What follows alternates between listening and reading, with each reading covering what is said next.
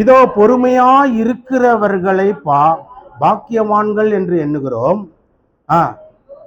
யோபின் பொறுமையை குறித்து கேள்விப்பட்டிருக்கிறீர்களே, கர்த்தருடைய செயலின் முடிவையும் காண்கிறீர்களே. கர்த்தர் மிகுந்த உருக்கமும் இரக்கமும் உள்ளவரா இருக்கிறாரு. என்ன சொல்றாரு யாக்கோபு சொல்லும் போது, பொறுமையை குறித்து யோபை பார்த்துக்கடாங்க. யோபை பார்த்து கவுனி, அவன் எவ்வளோ பொறுமையா இருந்தான். அவன் உத்தமன். அவன் உத்தமன், சன்மார்க்கன், தேவனுக்கு பயந்து பொல்லாப்புக்கு விலகுகிற ஒரு மனுஷன். ஊஸ்துன்ற தேசத்துல பெரிய மிராசு பணக்காரன், ஜமீன்தார் அவன் தான். அப்பேற்பட்ட பணக்காரன் எவ்வளோ பொறுமையா இருந்தான்றத கொஞ்சம் கவனிடான்னு யாக்கோபு எழுதும் போது சொல்றாரு, யோபின் பொறுமையை குறித்து கேள்விப்பட்டிருக்கிறீங்களே, கர்த்தருடைய செயல்களின் முடிவையும் பார்த்துருக்கிறியே அப்படின்றாரு. என்னன்னா யோபு ஒருத்தன் வந்து சொல்றான், சார் ஒருத்தன் ஆடு மாடெல்லாம் ஓட்டின்னு போயிட்டான் சார்ன்றான். அப்படியாடா, வெட்டுறா, எட்ரா, கத்தியாடுறா, அப்பெல்லாம் காடியை தட்டுறா, வண்டியை தட்டுறா, மாடை கட்டுறா, குதிரையை பூட்டுறா அப்படின்னு சொல்லவே இல்லை. அப்படியாடான்றான். இன்னொருத்தன் ஓடியான்னு சொல்றான், சார் 4 பக்கம் காத்தாச்சு உங்கள் வீட்டில் இருக்கிற செவரெல்லாம் உழுந்து 10 குழந்தைங்க செத்து போயிடுச்சு சார். அப்படியாடான்னு சொல்லிட்டு கம்முன்னு உக்காந்து எல்லாம் போயிடுச்சு. அவங்க பொண்டாட்டி வருது, ஒய்ஃபு வந்து சொல்லுது, இந்த பாருப்பா, இன்னும்மா அந்த கடவுளை ஸ்தோத்திரம் பண்ணுகிறேன், இவன் ஸ்தோத்திரம் பண்ணுகிறான், இன்னும்மா கடவுளை ஸ்தோத்திரம் பண்ணுகிறேன், எல்லாம் போயிடுச்சு, கடவுள் எடுத்துட்டா இருப்பாரு. அடி பாவி, கடவுள் நான் எங்கள் அம்மா வயிற்றுலேருந்து வரும்போது நிர்வாணமாக வந்தேன், செத்தானா அப்படி தான் போகிறேன், இதெல்லாம் வாழ்கிறதுக்கு கடவுள் கொடுத்தாரு, நீ எனக்கு கடவுள் கொடுத்தாரு, குழந்தைங்க கடவுள் கொடுத்தாரு, செல்வம் சொத்து ஆஸ்தி இதெல்லாம் கடவுள் கொடுத்தாரு, இப்போ அவரே எடுத்துக்கினாருன்னும் போது நோ அப்ஜெக்ஷன் அப்படின்றோம். கொடுத்த மாதிரி கொடுத்து எடுத்துக்கினாருன்னு கோவப்படல, எடுத்துக்கினா பரவாயில்ல விடு, அவர் கொடுத்தாரு, அவர் எடுத்துக்கினாரு, ஸ்தோத்திரம் அப்படின்றோம். இப்படியே பேசியிருந்தாரு. அவர் திட்டிட்டு சாப்பிடான்னு சொல்லிட்டு போயிடுது, அதுவும் விட்டு போயிடுது. உக்கார்றாரு, ரோட்டில் உக்கார்றாரு, ஓட எடுத்து சொரிகிறாரு, சாம்பல் எடுத்து எரிச்சல் தாங்க முடியாமல் செல் தண்ணி என்னது அந்த சரீரத்தில் இருக்கிற அந்த சீல் ரத்தம்லாம் ஒழுகுது, சொரிஞ்சு கொசெல்லாம் வந்து மிக்குதுன்னு சாம்பல் எடுத்து மேலே போட்டுக்கிறார். வராது அப்போ தான் இல்லையா, அடிப்பட்டவனும் ஒரு மஞ்சத்தூள் எடுத்து ஆன்டிபயோட்டிக்கா ஆன்டிசெப்டிக், சரி அதை எடுத்து வச்சுறேன், கொசு மிக்கக்கூடாதுன்னு. அந்த மாதிரி அவன் சாம்பல் எடுத்து போட்டுன்னு உக்காந்துக்கிறான். அப்போவும் யோபு வாயை திறந்து கடவுள் இப்படி பண்ணிட்டாரே, அவர் ஏன் என்ன இப்படி பண்ணார்னு தூசிக்கவே இல்லையா, பொறுமையா இருந்தான். இவ்வளவும் போச்சு சார், பொறுமையா இருந்தான் சார். பசங்க செத்து போச்சு, ஆடு மாடு ஒட்டகம் ஆஸ்தி எல்லாமே போயிடுச்சு, அவன் சுருத்திக்கின்னு போயிட்டான், அவன் எடுத்துன்னு போயிட்டான். ஒருத்தன் ஆக்சிடென்ட் ஆகி கீழே விழுந்தான் ரோட்டில், செல்லு பர்ஸு எல்லாம் தனித்தனியாக செதறி கிடக்குது. ஒருத்தன் பாடியில் தூக்குறான், ஒருத்தன் பர்ஸு செல்லெல்லாம் தூக்கின்னு போயினாக்குறான். என்னடா ஒருத்தன் அடிபட்டு கிடக்குறான்றத பார்க்கவே இல்லை. அவனுக்கு டக்குன்னு செல்லை சுருட்டின்னு போகிறான், ஒருத்தன் பர்ஸை சுருட்டின்னு போகிறான், ஒருத்தன் வாட்சை கட்டின்னு போகிறான். ஆம்புலன்ஸுகளை தூக்கி வைக்கும் போதே ஒருத்தன் மோந்திரம் கட்டுறான். பார்க்கும் போதே பேஜாராகுது, ஒரு மனுஷன் அடிபட்டு விழுந்தவன். யோசனை பண்ணி அவன் ஆஸ்பத்திரியில் போய் கொஞ்சம் தெளிஞ்சு அதுக்கப்புறம் அவங்க சொந்தக்காரங்களுக்கு ஃபோனை போட்டு வர வச்சு எப்படி ஆச்சு என்ன ஆச்சுன்னு கேட்குறதுக்குள்ளே அவங்ககிட்ட நிறைய பொருள் காணும். ஆமாம், போட்டு செயின் முதல் கொண்டு காணும். செயின் எங்கேயோ விழுந்து அங்கே தான் போயிருக்கான். பர்ஸு அங்கே தான் எவனோ எடுத்துன்னு போயிட்டான். செல்லு அவன் அடிப்பட்டவன் கூட பார்க்க மாட்டான். இல்லையா, இப்படி இருக்கிற இந்த உலகத்தில் யோபு எவ்வளோ பொறுமையாக இருக்கிறாரு. எல்லாத்தையும் ஒரு இடத்துல சுற்றின்னு போயிடுறான், ஒன்று எடுத்துன்னு போயிடுறான். அப்பாடா 10 குழந்தை செத்து போச்சு, அப்புறம் அவன் அண்டாவை எடுத்துன்னு போகிறான், குண்டாவை எடுத்துன்னு போகிறான், ஒரு இடத்த கையில் கடிக்கிற பொருளெல்லாம் எடுத்துக்கின்னு போயிட்டான். நிலைமையாக பார்த்து பொண்டாட்டியும் போயிடுச்சு. இவன் உட்காந்து ஜபம் பண்ணு கிடக்குறான், ஸ்தோத்திரம் பண்ணுகிறான். அப்போ கடவுளுடைய முடிவை பார்த்தீங்கன்னா, யோபின் பொறுமை ஒரு பக்கம், கடவுளுடைய முடிவு இன்னொரு பக்கம். என்ன முடிவுனா, அவனை 2 மடங்கு ஆசீர்வதித்து அவன் எதெல்லாம் இழந்தானோ அதெல்லாம் ரெட்டிப்பாக கொடுத்து 4 தலைமுறையை உக்காந்து பார்த்து நெடுநாளாய் வாழ்ந்தான் பாருங்க.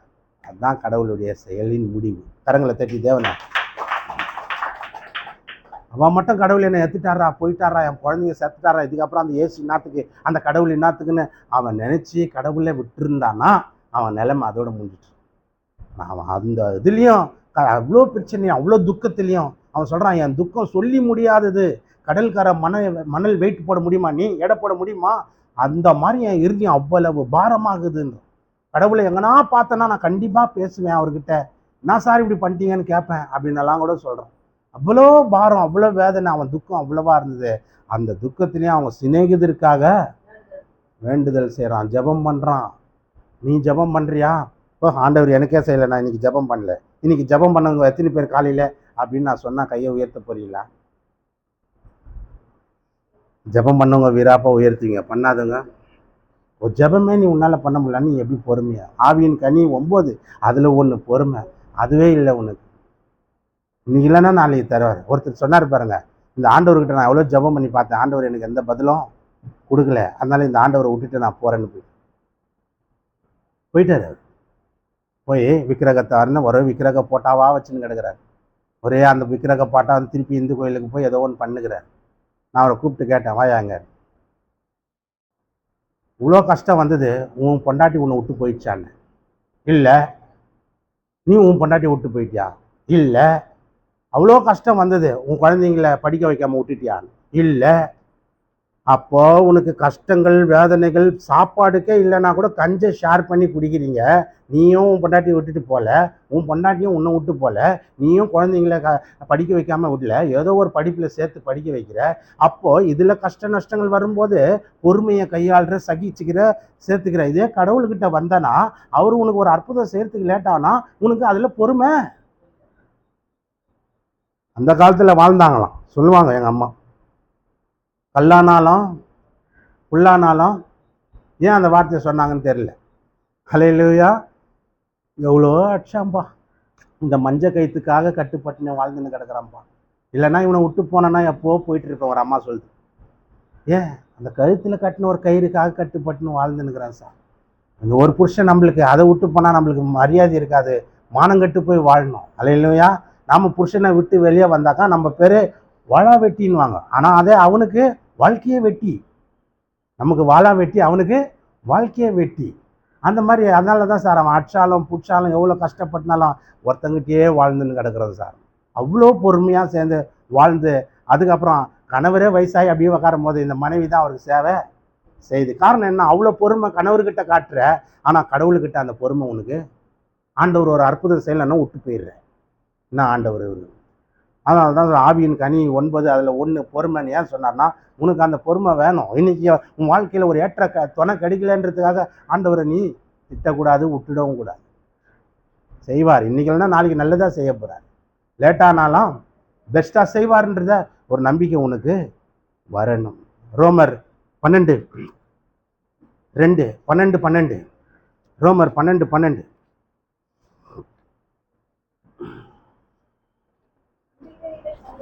நம்பிக்கையில சந்தோஷமாயிரு, உபத்திரவத்துல பொறுமையாயிரு, ஜபத்துல உறுதியாயிரு. இன்னொரு வாசிங்கம்மா. ரோமர் 12:12. நம்பிக்கையில சந்தோஷமா இருங்கள், உபத்திரவத்திலே பொறுமையா இருங்கள், ஜபத்திலே உறுதியா இருங்கள். என்ன அழகா 3 வார்த்தைங்க சொல்லுது. 3 வார்த்தை சொல்லுது இந்த வசனத்துல. என்ன வார்த்தை? நம்பிக்கையில சந்தோஷமா இரு சார். கண்டிப்பா நம்மளுக்கு ஆண்டவர் செய்வார். அல்லேலூயா. கண்டிப்பா நமக்கு ஆண்டவர் செய்வார். அந்த சின்ன குழந்தைங்களை பார்த்து கற்றுக்கன்றார். சின்ன குழந்தைங்க பாருங்க, அப்பா கடிக்கிட்டுன்னு போனால் ஏதாவது ஒன்று வாங்கி தருவார். சாக்லேட் வாங்கி தருவார், பிஸ்கட் வாங்கி தருவார், சாக்கோபார் வாங்கி தருவார்னு ஒரு குழந்தை சொல்லுது. எங்கள் அப்பா கடிக்கிட்டுனா எங்கள் அப்பா கடிக்க போகிறாரே இருந்து. ஏன் அவங்க அப்பா கடிக்க போகிறான்னா அவ்வளோ சந்தோஷம். எங்கள் அப்பா கடிக்க போனாலும் எனக்கு ஏதாவது. அப்போ அந்த குழந்தைக்கு என்ன ஒரு சந்தோஷம் இருக்குது, எங்கள் அப்பா ஏதாவது. நம்பிக்கையில் சந்தோஷமாயிரு. அந்த குழந்தை மாதிரி நீயாவது மாறு. ஒரு நம்பிக்கையும் கிடையாது, ஒரு சந்தோஷம் கிடையாது. இவ்வளோ கஷ்டம் ஆண்டவரே. அந்த குழந்தைக்கு இருக்கிற நம்பிக்கை கூட உனக்கு இல்லை. அந்த குழந்தைய அப்பா வெளியே கூட்டின்னு போறாருனால அதுக்கு என்ன ஆயிடுது, அப்பா அப்பா ஏதாவது வாங்கி தரார் அப்படின்ற நம்பிக்கை வந்து சந்தோஷமாயிடுது, ஹாப்பி ஆயிடுது, குஷி ஆயிடுது. ஆனால் நீ சர்ச்சுக்கு வரும்போது இல்லை, உங்கள் துக்கம் சந்தோஷமாய் மாறும் பாட்டு பாடினா கூட இதுக்கு கையை தட்ட மாட்டேங்குது. ஏன் சொல்லு, எங்க மாறப்போகுது உங்கள் துக்கம். நம்பிக்கையில் ஒரு சந்தோஷம் வர மாட்டேங்குது, மாறும். ஒரு வார்த்தை உனக்கு நேரம் வருதுன்னா டக்குன்னு அதை சுதாரிச்சுக்கணும். நீ ஏடா நம்ம துக்கத்தோடு வந்தோம், சோகத்தோடு வந்தோம், வேதனையோடு வந்தோம், உங்கள் துக்கம் சந்தோஷமா மாறணும் வசனத்தோடு பாட்டு வருது, இப்போ மாறும் போல சொல்லிட்டு ஒரு சந்தோஷம் வரணும். நம்பிக்கையில் சந்தோஷம் இல்லைன்னா உனக்கு எதை நடக்கும்? அல்லேலூயா. அப்புறம் உபத்திரம் வரும்போது அது எப்படி இருக்கணுமா? அதான் யோபு இருந்தார். அவ்வளோ கஷ்டம் வந்தது சார், பொறுமையாக இருந்தான். கடவுளை விட்டு போவே, பொண்டாட்டி கூட போயிடுச்சு, கடவுளை விட்டு. பொண்டாட்டி கூட அவனையும் விட்டு போயிடுச்சு, கடவுளையும் விட்டு போயிடுச்சு. ஆனால் யோபு, அவர் என்னை பிறக்க வச்சுவர், அவரை விட்டு நாங்கடா போவேன், அதனால் அவர் தான் அவர் பார்த்து என்னாவோ அவர் செய்யட்டும் விடு அப்படின்னு. அதான் உபத்திரம் வரும்போது கொஞ்சம் பொறுமையாக இருக்கும். உபத்திரவத்தில் நீ என்ன பண்ணுற, ரேஷன் கார்டில் கூட உனக்கு கியூ தான், அது உபத்திரவம் தானே, நின்றுக்குனே இருக்கணும் இல்லையா, நின்றுக்குனே இருக்கணும். பேங்க்குக்கு போனால் நின்றுக்குனே இருக்கணும், ஏடிஎம் போனால் கூட நின்று கிடக்குறேன். இங்கெல்லாம் எப்படி தெரியல எனக்கு, சில இடத்துலலாம் பார்த்தீங்கன்னாக்கா ஏடிஎம்லேயே கியூ நிற்குது, அவ்வளோ ஜனம் ஒரு ஏடிஎம்ல காசு எடுக்கிறதுக்கு. யோசனை பண்ணி இதுலலாம் பொறுமை, நின்று நின்று எப்படியாவது வாங்கின்னு போயிடலான்னு. பஸ்ஸில் சீட்டு கிடைக்கலனா கூட நின்றுக்குனே வர, இடுப்பு வலிக்குதுனா கூட கால் வலிக்குதுனா கூட சாஞ்சி நிகிஞ்சினாது அப்படியே வந்து சேர்ற. இதுலலாம் பொறுமையை கையாளுற. உனக்கு ஒரு கஷ்டம் நஷ்டம் வரும்போது, உபத்திரம் வரும்போது, இன்னும் ஆண்டவர் இப்படி பண்ணுறாங்க, அதில் உனக்கு பொறுமை இல்லைங்க. அழகாக சொல்லுது, நம்பிக்கையில் சந்தோஷமாக இருங்க, உபத்திரத்தில் பொறுமையாக இருங்க, ஜபத்தில் உறுதியாக இருங்க. அவ்வளவு கஷ்டம் வந்தாலும் யோபு ஜபம் பண்ணிட்டு இருந்தானாம் பாருங்க. நீ கஷ்டம் வந்தால் ஜபமே பண்ண மாட்டேன்ற, நல்லா இருக்கும் போதே பண்ண மாட்டேங்கிற, கஷ்டம் வந்தால் எங்கேருந்து பண்ண போகிறேன். அல்லேலூயா. இனி காலையில் ஜெபித்துங்கெல்லாம் கையை தூக்குங்க. அல்லேலூயா.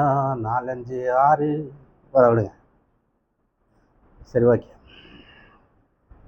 ஜபத்தில் உறுதி. எவ்வளோ துன்பங்கள் இல்லாத, கஷ்டம் இல்லாத மனுஷன் இல்லைங்க. எல்லாருக்கும் கஷ்ட நஷ்டங்கள் வருதுங்க.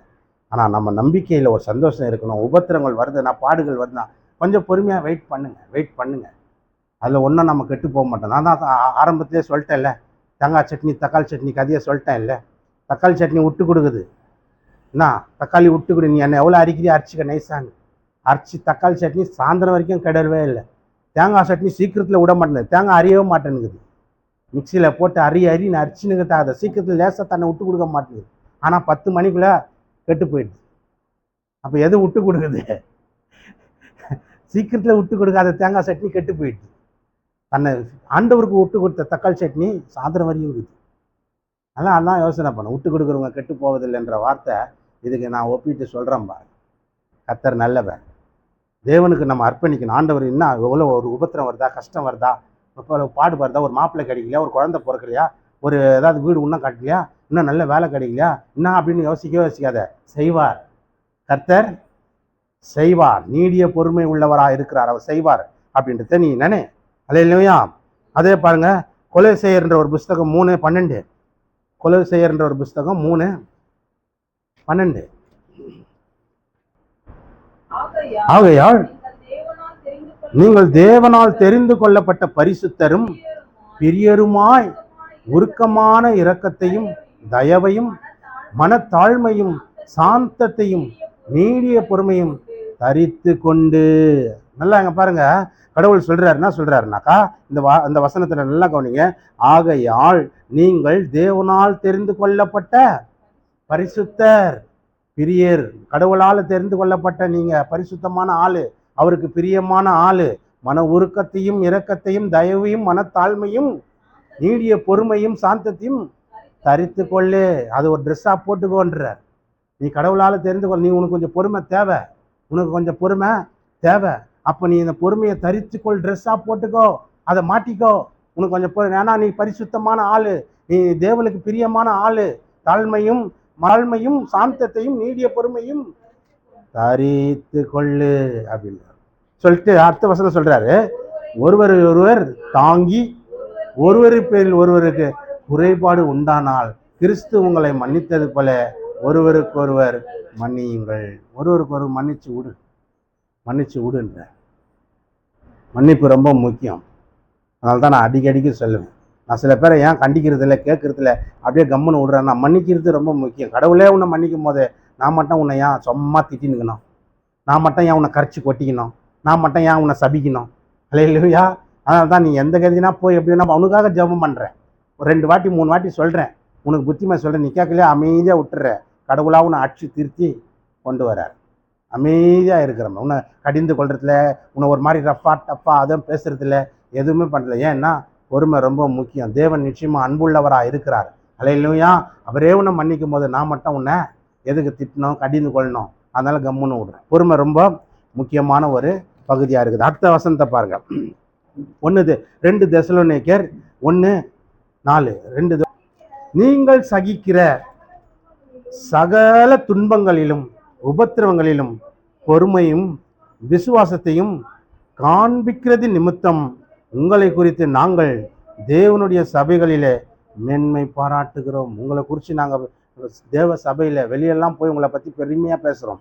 அந்த அம்மாவுக்கு பாரு இன்னும் கல்யாணம் ஆகலை, ஆனாலும் ஆண்டவர் மேலே பாரமாக பக்தியாக இருக்குது, ஆண்டவர் செய்வார்னு இருக்குதுன்னு உங்களை பற்றி மேன்மை பாராட்டணும். ஏன்னா துன்பங்களில் நீங்கள் சகிச்சு வாழ்றீங்க, துன்பங்களை சகிச்சு கொள்றீங்க, விசுவாசத்தில் காட்டுறீங்க, விசுவாசத்தை காட்டுறீங்க அப்படின்றத சொல்கிறார். நீங்கள் சகிக்கிற சகல துன்பங்களிலும் உபத்திரவங்களிலும் பொறுமையும் விசுவாசத்தையும் காட்டுறீங்க அப்படின்னு காட்டுறோம்.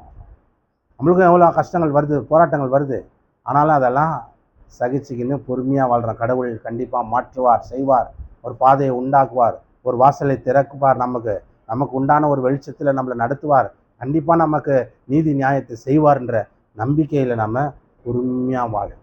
அல்லேலூயா. அது யாக்கோபு 1:3 உங்கள் விசுவாசத்தின் பரீட்சையானது பாருங்க, அருமையாக சொல்ல பாரு. அப்படியே யாக்கோபுக்கு திருப்புங்க. யாக்கோபு 1:3 உங்கள் விசுவாசத்தின் பரீட்சையானது பொறுமையை உண்டாக்கும் என்று அறிந்து. பாருங்க, நான் சொல்லியா கொடுக்கணும் உங்களுக்கு, எவ்வளோ அழகாக சொல்லப்பட்டிருக்குது பாருங்க. வாசி இன்னொரு வாட்டி. உங்க விசுவாசத்தின் பரீட்சை டெஸ்ட் உனக்கு என்னன்னா பொறுமையை உண்டாக்கும் என்று அறிந்து. உனக்கு டெஸ்ட் என்னன்னா உன் விசுவாசம் எப்படி வேலை செய்யுதுன்னா அதில் பொறுமை இருக்குதான்னு பார்க்க. பொறுமை உனக்கு இருக்குதா? உன் விசுவாசம், விசுவாசிக்கிற நீ கடவுளை நம்புற, விசுவாசிக்கிற, ஆனால் அது எப்படி வேலை செய்யுதுன்றத பார்க்குறாரா? பொறுமையாக நீ இருந்து அதை பெற்றுக்கொள்றியான்றத பார்க்குறார். அல்லேலூயா. அந்த மாதிரி விசுவாசத்தின் பரீட்சையில் நின்ன ஒரு மனுஷன் பாருங்க, எபிரேயர் 6:15. எபிரேயர் 6:15. 6:15. அந்தபடியே பொறுமையாய் காத்திருந்து வாக்குதத்தம் பண்ணப்பட்டதை பெற்றான். இன்னொரு வாட்டி வாசிக்குமா. அந்தபடியே பொறுமையாய் காத்திருந்து வாக்குதத்தம் பண்ணப்பட்டதை பெற்றான். பொறுமையா காத்திருந்தான். ஆண்டவர் ஆபிரகாமுக்கு சொன்னார், உன் சந்ததியை பெருக பண்ணுவேன், வானத்து நட்சத்திரங்களை போல உன் சந்ததி இருக்கும்னு சொன்னார். அவன் விசுவாசிச்சான். கடவுள் சொன்னார்னா கண்டிப்பா செய்வார் நம்பினான், விசுவாசிச்சான். எவ்வளோ நாள் விசுவாசிச்சான் தெரியுமா? அவன் 100 வயசு ஆயிடுச்சு. அவனுக்கு இன்னொன்று குழந்தை இல்லை. அப்போ அவன் பொறுமை எவ்வளோ பெருசுன்றதை நீங்கள் பாருங்கள். பரீட்சை டெஸ்ட் வைக்கிறார் அவனுக்கு. நான் சொல்லிட்டேன், நான் உனக்கு ஒரு வாக்கு கொடுத்துட்டேன், இப்போ நீ அதை நம்புறியா இல்லையா, எவ்வளோ நாள் ஆனாலும் நான் என்னை நம்புறியான்றத பொறுமையாக செக் பண்ணுறாரு, டெஸ்ட் வைக்கிறார் அவனுக்கு. பரீட்சை அதுதான் அவனுக்கு.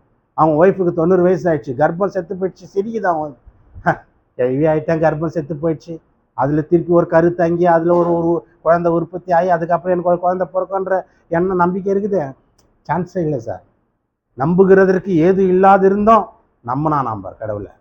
ஒரு பரீட்சை, அது விசுவாசம் எப்படி வரலாம்? பரீட்சை. அந்த பரீட்சை பொறுமையில் வந்து நிற்கிது. நம்மளுக்கு அந்த பொறுமையில் வந்து அந்த பரீட்சை நிற்கிது. 100 வயசில் கடவுள் அவனுக்கு ஒரு ஆண் குழந்தைய கொடுக்குறார். அல்லேலூயா. அதே எபிரேயரில் 10:36 வாசிங்க. 10:36. நீங்கள் தேவனுடைய சித்தத்தின்படி செய்து வாக்குதத்தம் பண்ணப்பட்டதை பெரும்படிக்கு. அல்லேலூயா. இன்னொரு வாட்டி வாசிங்க சத்தமா. நீங்கள் தேவனுடைய சித்தத்தின்படி செய்து வாக்குதத்தம் பண்ணப்பட்டதை பெரும்படிக்கு பொறுமை வேண்டியதா இருக்கிறது. பக்கத்துல பார்த்து சொல்லு, உனக்கு பொறுமை வேணும். இது பத்தாது, இது பத்தாது. வாக்குதத்தம் பண்ணப்பட்டதை நீ பெறணும்னா உனக்கு பொறுமை வேணும். பொறுமை வேணும், உனக்கு பொறுமை வேணும். உனக்கு ஒரு நல்ல வேலை கிடைக்கணும் ஆண்டவர் வாக்கு கொடுத்துருக்கிறாரா, அது கொஞ்சம் பொறுமையா இரு. நல்ல மாப்பிள்ளை கிடைக்கணும் வாக்கு கொடுத்துருக்கிறாரா, உன் கல்யாணம் சிறப்பாக நடக்கணும்னு சொல்லியிருக்காரா, கொஞ்சம் பொறுமையா இரு. நல்ல குழந்தை பிறக்கணும்னு சொல்லியிருக்கிறாரா, கொஞ்சம் பொறுமையா இரு. நல்ல வீடுகளை கட்டி வாழ்வீங்கன்னு சொல்லியிருக்கிறாரா, கொஞ்சம் பொறுமையா இரு. உனக்கு நல்ல சுகம் பலன் கொடுப்பேன்னு சொல்லிங்க, பொறுமையா இரு. கண்டிப்பா உனக்கு தேவன் வாக்குதத்தம் பண்ணதை நிறைவேற்ற வரைக்கும் கொஞ்சம் என்னவா இருக்கணும், உனக்கு என்ன வேண்டியதா இருக்குது.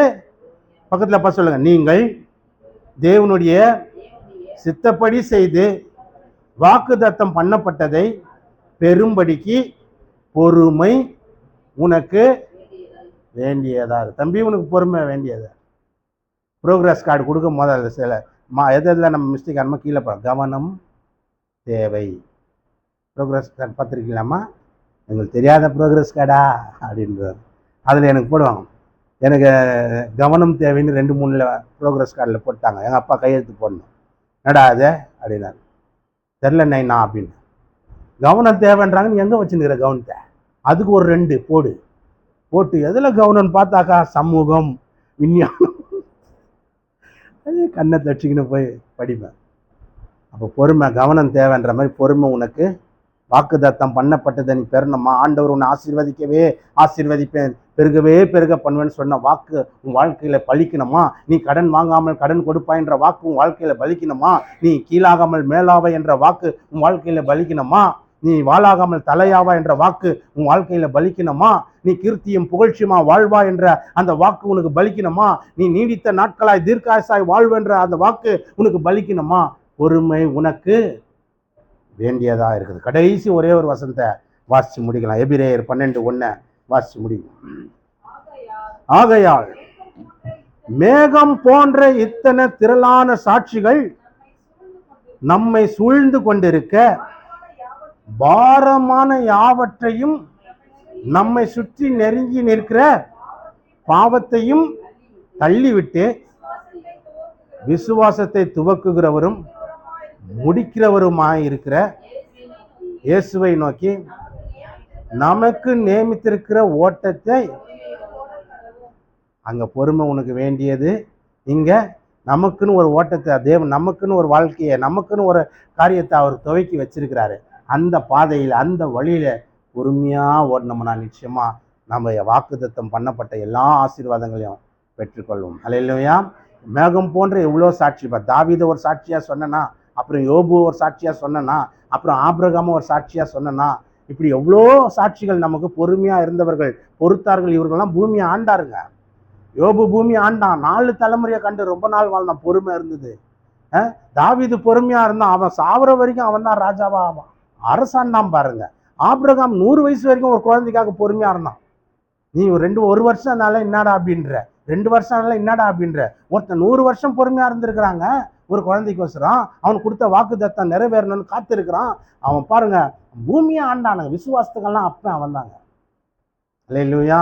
அதான் இந்த வசனம் சொல்லுது, மேகம் போன்ற இத்தனை திறனான சாட்சிகள் நம்ம சுத்தி இருக்குது. பாவத்தை உதறி தள்ளி விட்டு நமக்குன்னு ஒரு ஓட்டத்தை தேவன் வழியை வச்சிருக்கிறாரு. அந்த வழியில பொறுமையா ஓடணும்னா எல்லாத்தையும் நம்ம பெற்றுக்கொள்ளும். அல்லேலூயா. கண்களை மூடி ஜெபிப்போம். நல்ல தேவன் இந்த நாளிலும்